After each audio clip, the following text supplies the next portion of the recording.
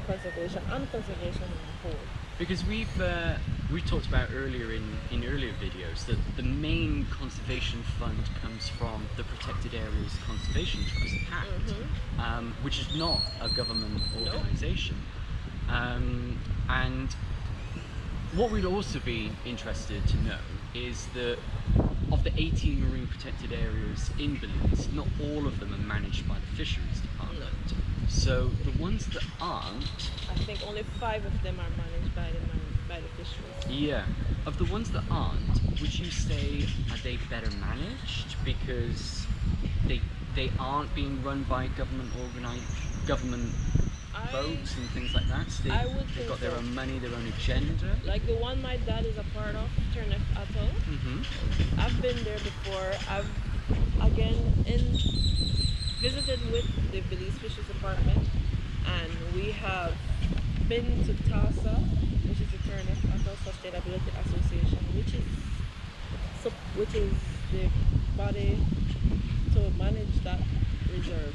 And they have been doing a fantastic job when it comes to conservation there. I know that they are patrolling every day. There's a boat out in the reserve, sometimes 2. Wow. And they also have coast guards along with them because, well, they are neighbors on Kalabashki, and so they work pretty close together to maintain and make sure that it is being conserved out there.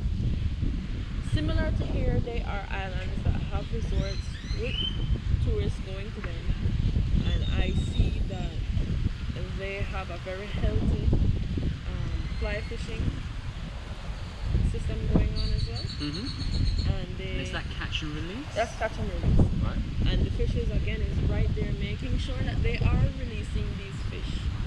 So I know that I believe that these organizations have the capacity to do better than what the government, like the Fisheries Department, is doing. Again, I will have to say that it all comes down to the people that you have working for you. It is sad to say that nepotism is in Belize, and we have people in the government agencies that are not qualified to be there. And so when they come out into the environment, they have little to no knowledge about what they're supposed to do. Whereas these NGOs hire people who are qualified and are capable of doing the job, and I think that is another major reason why they are doing a much better job. Absolutely, and one of the things, like with Tobacco Key Marine Station, is that the guides that we have out on excursions with students, we want them to have that knowledge, have that appreciation of the marine environment. So that's why Jer, her husband as well, are 2 tour guides that we absolutely love to use, because you've been out there, you've done those that transect sampling, you've got that background knowledge that you can share with students, so that, as you say, when they come to almost have a showcase of Belize's marine environment, you are like the best person to showcase that. And so, do you think that your work as a tour guide is having a potentially quite a big impact on conservation, or if you were to continue working in conservation, would you want to continue as a tour guide, or would you want to go more into fisheries management, as your family is generational fishermen, so it's in your best interest to protect and preserve the marine environment of Belize? How do you think you're best placed to do that? I believe in both of them. I believe that as a tour guide, I get to be out there, I get to see firsthand how the environment is right now, and I can think about all the different ways on how I can help it. If I'm not in the water seeing it, then there's no way I can know what is the condition and what are ways that I can eventually help it. So as a tour guide, I get to then convey this message to the people that I'm with, and I can also share with them my love and my passion for it. Absolutely. And hopefully I can help them to become stewards towards the environment in that way.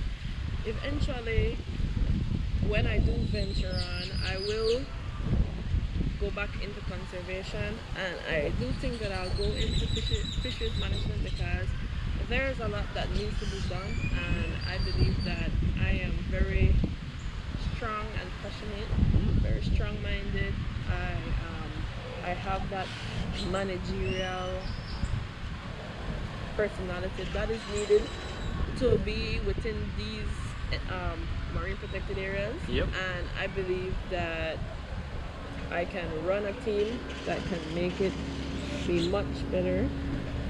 And I know that I can push the government to, try to go into a different direction. It'll be hard, but I like challenges. Nice. And of course, well, I'll still be a tour guide because that's where your passion that's where my passion is. Being in an office, I can do it, but also being outside, I also like it too. So it's a win-win.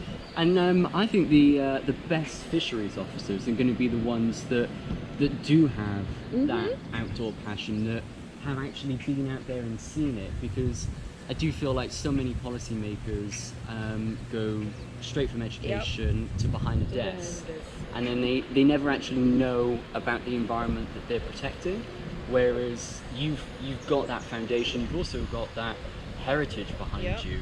And I think saying that is very interesting because policymakers do need to understand that it's not all about saying you can't do this, you cannot go here, and you cannot do this.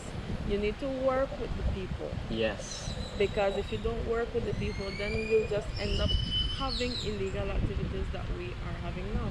You need to meet with these people. You need to say, this is what I'm thinking about doing. Is this going to be beneficial to them? Is it also going to be beneficial to us?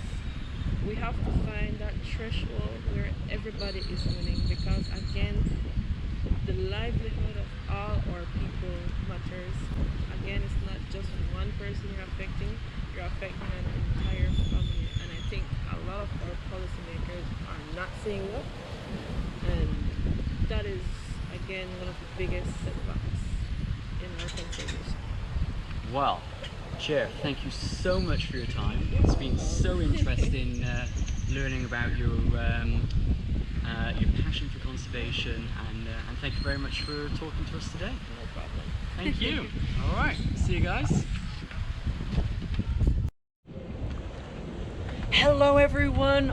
Well, our time together on Tobacco Key has come to an end. I hope you guys have thoroughly enjoyed learning about conservation here on Tobacco Key with Tobacco Key Marine Station and in Belize as a whole.